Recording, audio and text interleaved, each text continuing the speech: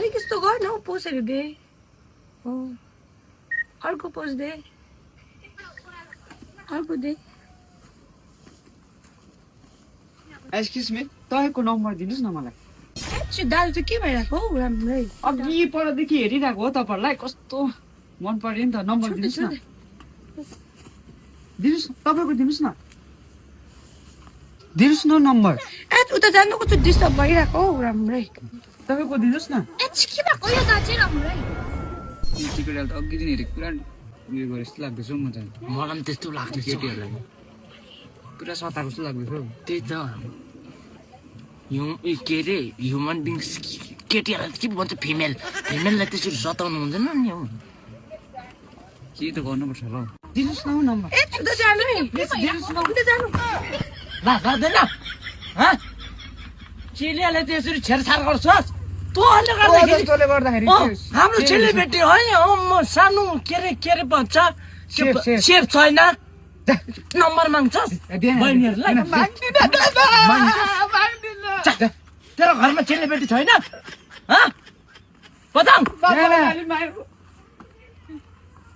है बहिनी नम्बर माग्नु रहेछ है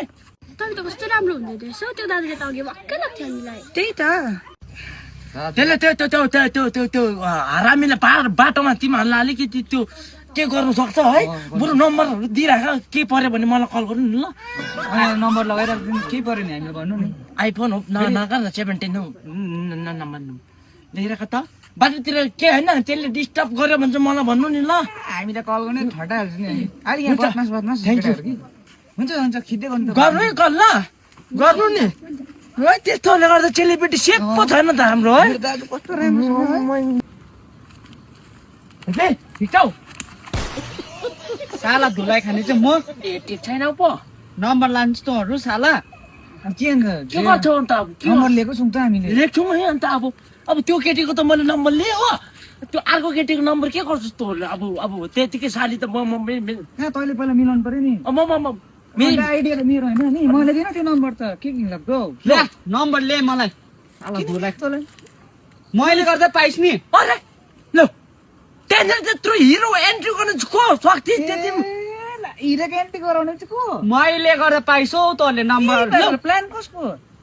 त्यो राम्री बनेको छ दे न मलाई तँलाई त भाउ नै देख्थेन कसरी हो अब त्यत्रो गएर मैले नम्बर मागेको अब म तँलाई दिनु नम्बर ए नम्बर चेक गरि होला नि अरे नम्बर सेभ गरि होला नि के भयो सेभ गरेन रहेछस्